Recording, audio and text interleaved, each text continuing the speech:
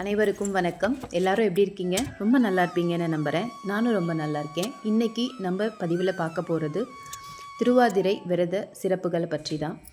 வாங்க இப்போ வீடியோ பதிவுக்கு போகலாம்.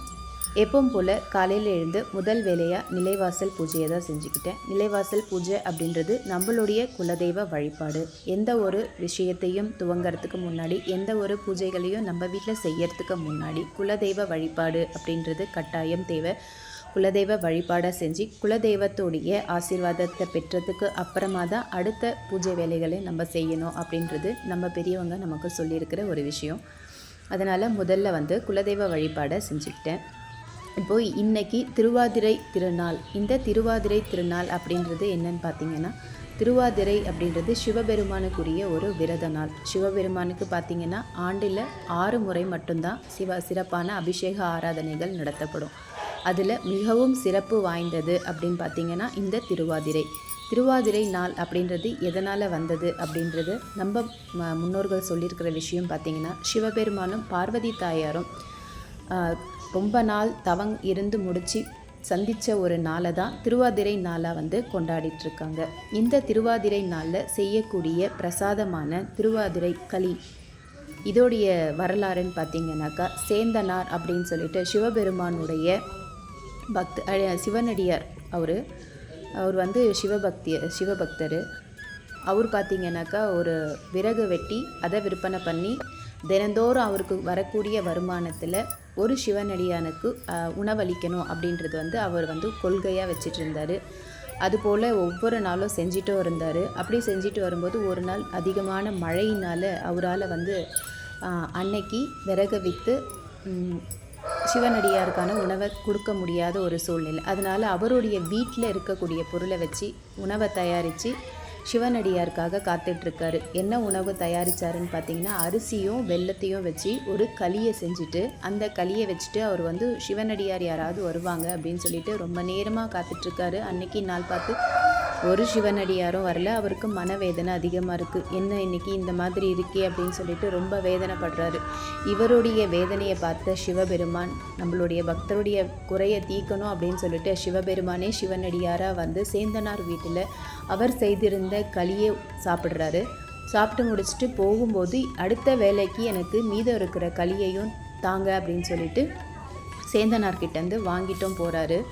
வாங்கிட்டு போகிற சிவபெருமான் பார்த்திங்கன்னா அவருடைய சன்னிதானத்தில் மூலஸ்தானத்தில் அந்த களி இருக்குது. அடுத்த நாள் குருக்கள்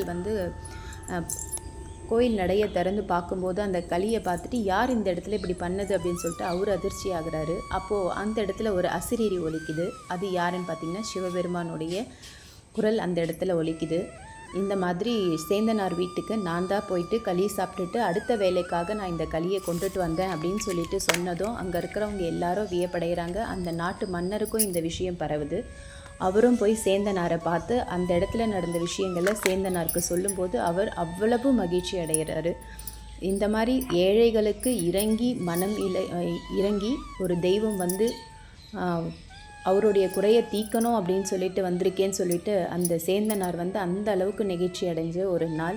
அதனால தான் இந்த திருவாதிரை நாள் அன்னைக்கு சிவபெருமானுக்கு களி படைக்கிறது அப்படின்றது ஒரு விசேஷமாகவே வச்சுருக்காங்க. இது மாதிரி எளிமையான ஒரு தெய்வம் சிவபெருமான். உலகத்தையே ஆளுகின்ற அந்த சிவபெருமான் அவ்வளவு ஒரு எளிமையான ஒரு தெய்வம். ஆடம்பரமாக செஞ்சு தான் இறைவனை வழிபடணும் அப்படின்றது கிடையவே கிடையாது. அதுபோல் தான் இன்றைக்கி என்னுடைய வீட்லேயும் பார்த்திங்கன்னா எனக்கு இந்த நோன்பு பழக்கம் கிடையாது.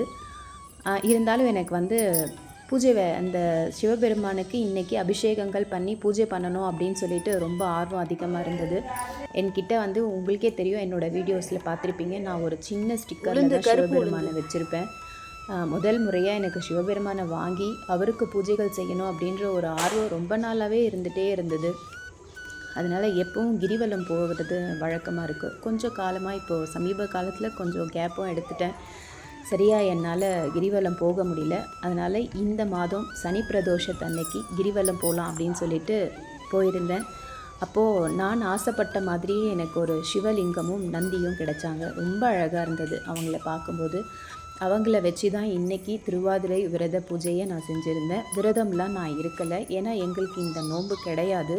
நோன்பு இருக்கிறவங்க தான் இதை வந்து கடைபிடிக்கணும். புதுசாக நோன்பு ஆரம்பிக்கணும்னு நினைக்கிறவங்களும் இதை செய்யலாம். ஆனால் ஒரே ஒரு விஷயம், இதை வந்து வருஷம் உங்களால் தவறாமல் கடைபிடிக்க முடியும் அப்படின்னா கட்டாயம் இந்த நோன்பை நீங்கள் எடுத்துக்கலாம். அப்படி இல்லை அப்படின்னும்போது நம்ம ஆசைக்காக நம்ம இந்த பூஜை வேலைகளை செஞ்சுக்கலாம். எந்த தெய்வமும் நம்ம வழிபாடு செய்கிறதுனால நம்ம இது பண்ண போகிறது இல்லை இல்லையா?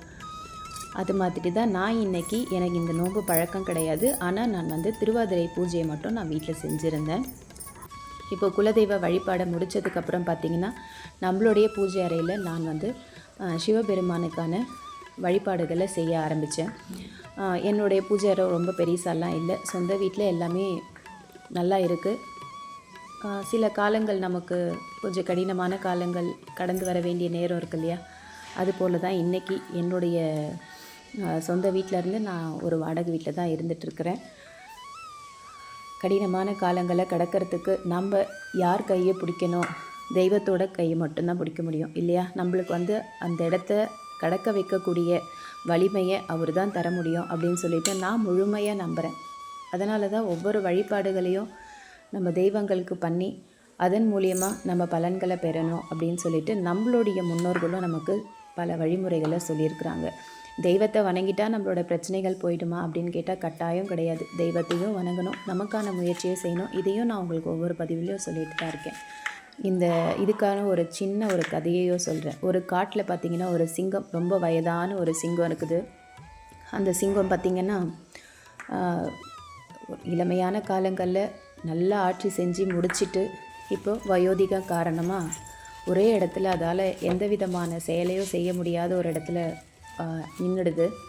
அப்படி இருக்கும்போது அந்த காட்டில் அது உணவு தேடி கஷ்டப்பட்டுட்டு ஒரு இடத்துல சோர்ந்து உட்காரும்போது இறைவன்கிட்ட வேண்டிக்குது, கடவுளே இன்றைக்கான உணவை நீ தான் எனக்கு தரணும் அப்படின்னு சொல்லிட்டு ஒரு இடத்துல உட்காருது. அப்போ பார்த்திங்கன்னா இளமையாக இருக்கக்கூடிய சிங்கங்கள் வந்து ஒரு மானை வேட்டையாடி அதுங்க உண்டு முடிச்சுட்டு மீதியை வந்தால் ஒரு இடத்துல விட்டுட்டு போயிடுது. இது பார்த்திங்கன்னா அந்த வயதான சிங்கத்திலேருந்து ரொம்ப தூரத்தில் அந்த உணவு இருக்குது. இவங்களுக்கு தான் மோப்ப சக்தி அதிகம் இல்லையா? உணவு இருக்கிறது தெரியுது, போய் எடுத்து அதை சாப்பிடணும். என்ன பண்ணுறது? அதால் வந்து நடக்க முடியாது, அவ்வளோ ஒரு வைதிகம். அப்புறமா என்ன பண்ணுறாங்க, இறைவன்கிட்ட வேண்டதுக்கு இறைவன் உணவு கொடுத்துட்டாரு. ஆனால் அந்த பாதையை கடந்தாதான் அதுக்கு அது யார் முயற்சி செய்யணும்? அந்த சிங்கம் தான் முயற்சி செஞ்சாகணும், வேறு ஒரு வழியே கிடையாது. அந்த சிங்கம் முயற்சி செஞ்சு அந்த தூரத்தை கடந்து அந்த உணவை சாப்பிடுது. இப்படி தான் நம்மளுடைய வாழ்க்கையிலையும் கடவுள் வந்து நமக்கான வாய்ப்புகளை நம்ம கண் முன்னாடி கொடுத்துருவார். அதுக்கான முயற்சிகளை செஞ்சு நாம் வெற்றி அடையணும் அப்படின்றதுக்கு நாமளும் முயற்சிகளை கட்டாயம் செய்யும்போது கண்டிப்பாக வெற்றி அடைவோம். அதுபோல் தான் நம்ம ஒவ்வொருத்தருடைய வாழ்க்கையிலையும் பார்த்திங்கன்னா ஒரு கடினமான சூழ்நிலைகள் கட்டாயம் வரும். அதை கடக்கிறதுக்கு இறைவனுடைய துணையோடு சேர்ந்து நம்மளுடைய முயற்சியையும் வைத்து நம்ம வெற்றி பெறணும்.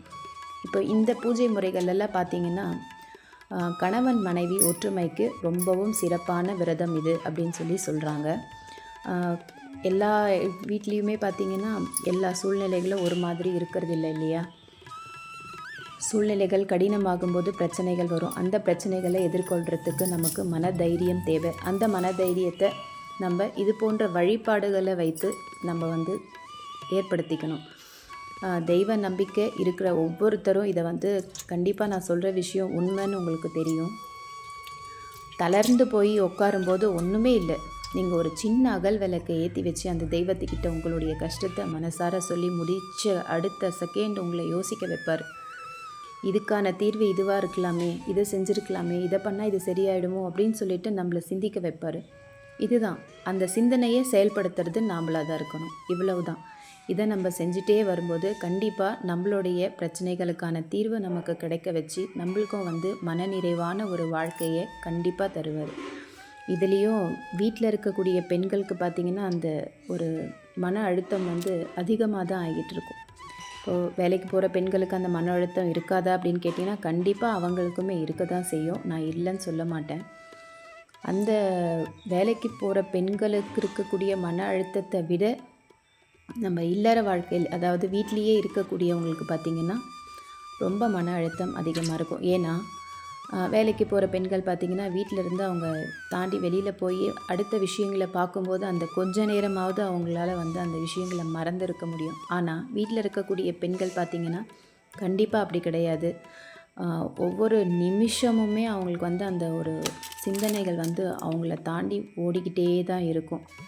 இந்த மாதிரி ஒரு விஷயம் நடந்துச்சு, இதை என்ன பண்ணுறது அப்படின்னு. ஆனால் அதுலேயே நம்ம மூழ்கிட்டாலும் நம்மளால எதுவும் செய்ய முடியாது.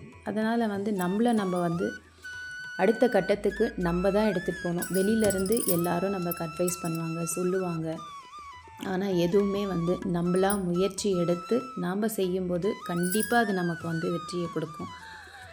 ஒரு விஷயத்துலேருந்து வெளியில் வரணும்னு நாம் நினச்சா மட்டும்தானே அது முடியும். வெளியிலேருந்து எல்லாரும் சொல்லும்போது அதை நம்ம செயல்படுத்தலைனாலும் கஷ்டம்தான்.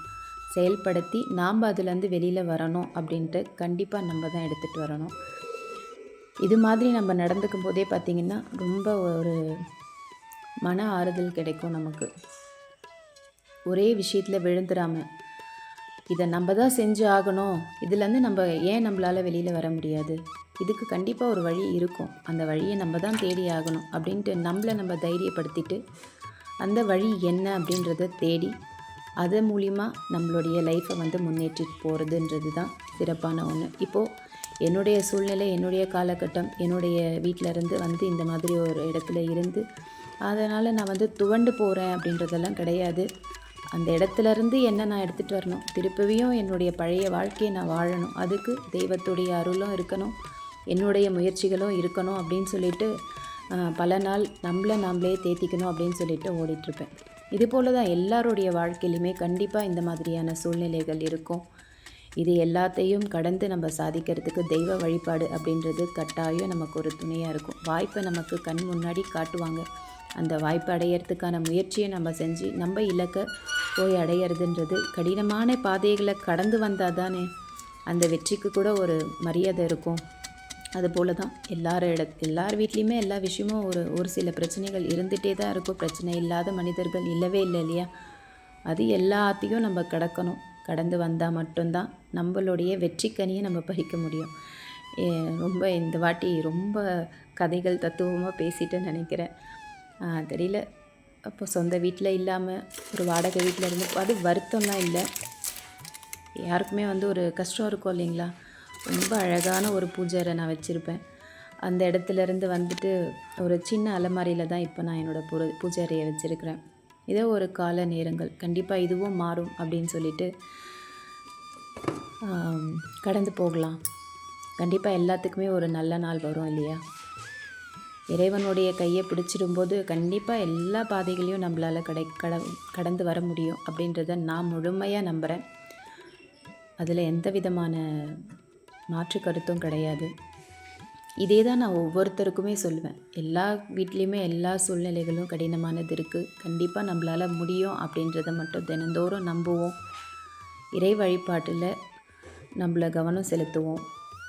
இறை வழிபாடில் நம்ம எல்லாமே பார்த்திங்கன்னா ஆடம்பரமாக இப்படி தான் செய்யணும் அப்படி தான் செய்யணும்னு கூட நம்மளை இறைவன் கேட்குறதில்ல. இப்போ சேந்தனார் கதையில் பார்த்திங்கன்னா அவர் ஒரு களி அரிசியோ வெல்லமும் வச்சு அவர் செஞ்ச அந்த களிக்கு மனம் இறங்கி வந்த சிவபெருமான் நம்ம செய்யக்கூடிய ஒவ்வொரு பூஜை வழிபாட்டிலையும் கண்டிப்பாக நமக்காகவும் மனம் இறங்கி நமக்கும் நல்லது செய்வார் அப்படின்றத நம்ம நம்பணும். இது போல் அபிஷேகங்கள் பண்ணணும், இத்தனை பழங்கள் வைக்கணும், இத்தனை காய்கறிகள் வச்சு கும்பிடணும், கண்டிப்பாக அதெல்லாம் எதுவுமே கிடையாது. எல்லாமே நம்மளுடைய மன திருப்திக்காக நம்ம செய்யக்கூடிய விஷயங்கள் தான். எனக்கு இந்த மாதிரி செஞ்சு பார்க்கும்போது அது எனக்கு ஒரு மன திருப்தியாக இருக்குது அப்படின்னு சொல்லிட்டு நம்மளாக வந்து தெய்வங்களுக்கு செய்யக்கூடிய விஷயங்கள் தான் இந்த விஷயங்கள் எல்லாம். இதையெல்லாம் செய்யும்போது நம்மளுக்கு ஒரு மன நிறைவு கிடைக்குது.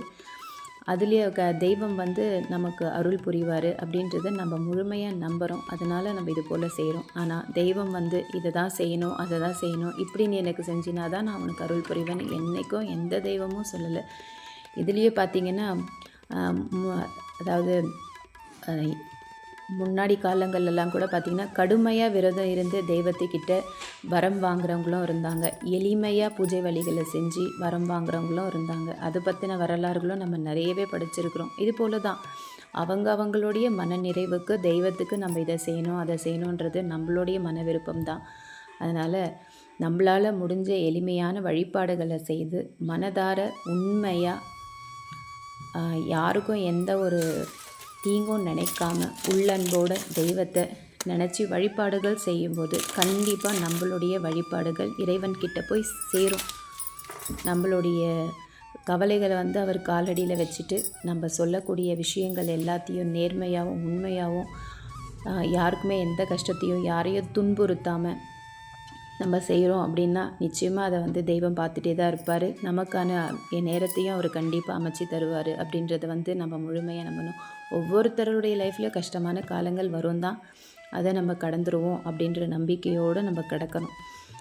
இப்போது பார்த்திங்கன்னா நான் இன்றைக்கி சிவபெருமானுக்கு 3 அபிஷேகங்கள் பண்ணியிருந்தேன். முதல்ல இந்த சிவபெருமானையும் நந்தியும் தான் நான் வாங்கிட்டு வந்திருந்தேன். இதை கடையில் பார்த்ததுமே பார்த்திங்கன்னா எனக்கு அவ்வளோ பிடிச்சிருந்தது, அவ்வளோ அழகாக இருந்தது. சிவபெருமானே தத்ரூபமாக இருக்க மாதிரி ஒரு ஃபீலாகவும் இருந்தது. அதனால தான் இந்த லிங்கத்தை நான் வாங்கிட்டு வந்தேன். இந்த லிங்கத்தை வாங்கிட்டு வந்து இன்றைக்கி தான் கரெக்டாக திருவாதிரை அன்னைக்கு பிரதிஷ்டை பண்ணணும் அப்படின்ற மாதிரி எனக்கு ஒரு சந்தர்ப்பத்தை சிவபெருமான் கொடுத்தாரு. இதுவே ஒரு மிகப்பெரிய சந்தோஷம். அதனால் சரி, பிரதிஷ்டை பண்ணும்போது நம்ம எப்போவுமே வந்து அபிஷேகங்கள்லாம் பண்ணி தானே பிரதிஷ்டை பண்ணுவோம். அதுபோல் தான் இன்றைக்கி நான் முதல்ல தண்ணியால் வந்து அவரை அபிஷேகம் பண்ணி முடிச்சுட்டு அதுக்கப்புறமா வந்து பாலாலேயும் விபூதியாலேயும் அடுத்ததாக பன்னீர், இந்த 3 அபிஷேகங்கள் செஞ்சு அலங்காரம் பண்ணியிருந்தேன். அலங்காரம் பண்ண வீடியோ பார்த்திங்கன்னா வீடியோவை ஆன் பண்ணாமையே அவருக்கான அலங்காரங்கள் பண்ணிட்ட தொட்டு அலங்காரம் பண்ணதை உங்களுக்கு காமிக்க முடியல. வீடியோ ஆனில் இருக்குதுன்னு நினச்சி நான் பாட்டில் எல்லா வேலையும் செஞ்சுட்டேன். அதுக்கப்புறம் பார்த்தாக்கா வீடியோ வந்து ஆஃபில் தான் இருந்தது. அதனால் அந்த பதிவை வந்து உங்களோட என்னால் ஷேர் பண்ணிக்க முடியல. அதுக்கப்புறமா பார்த்திங்கன்னா சிவபெருமானுக்கு நல்ல அலங்காரம் எல்லாம் பண்ணி முடிச்சுட்டு சங்கால தான் இன்றைக்கி அபிஷேகமே அவருக்கு பண்ணியிருப்பேன். அந்த சங்குக்கும் வந்து நல்ல பொட்டெல்லாம் வச்சு அவங்களையும் அலங்காரம் பண்ணிவிட்டு அதில் வந்து சுத்தமான தண்ணீர் சேர்த்துட்டு அதில் வந்து ஒரு ரூபாய் நாணயத்தை போட்டு அதுக்கு பூ வச்சு சிவபெருமானுக்கு முன்னாடி அதையும் வச்சுட்டேன்.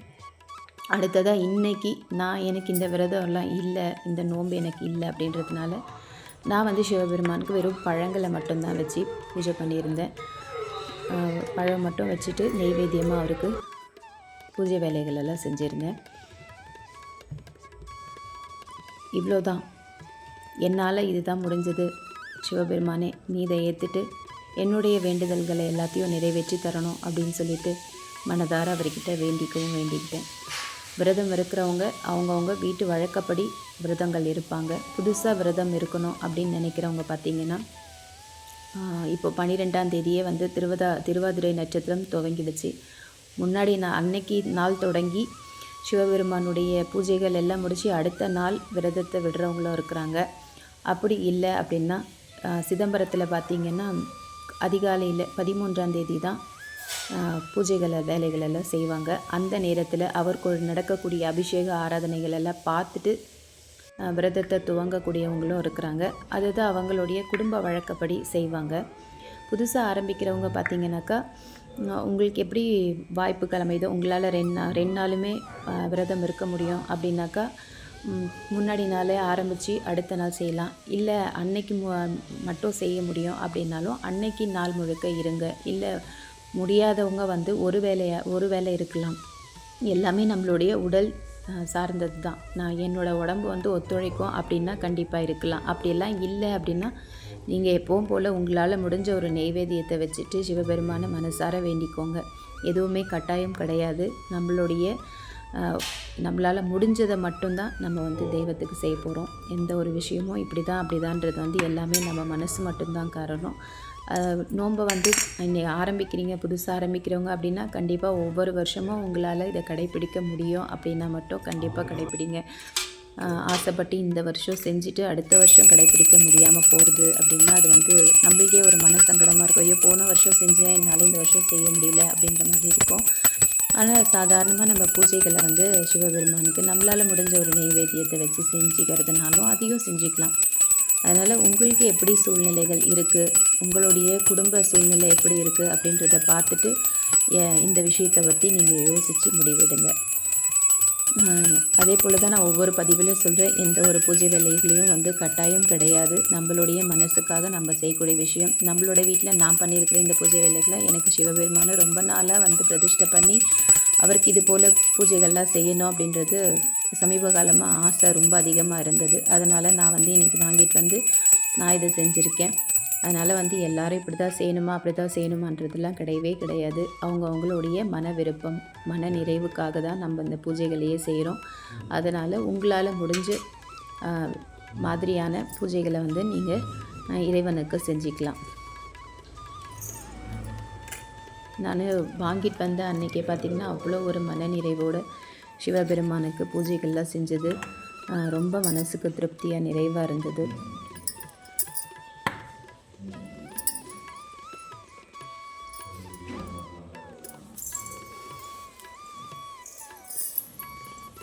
நம்மளுடைய எண்ணோட்டங்கள் அதுதான் வந்து நம்ம வாழ்க்கையை வந்து தீர்மானிக்குது. அதனால் எப்போவுமே வந்து நல்ல விஷயங்களை யோசிக்கிறது, நல்ல எல்லாமே வந்து என்னால் முடியும், நான் செய்வேன் அப்படின்னு சொல்லிட்டு நம்மளே வந்து புத்துணர்ச்சியாக வச்சுக்கணும். அதுக்கு கண்டிப்பாக இறை வழிபாடு நமக்கு ஒரு மிகப்பெரிய ஒத்துழைப்பை தரும்.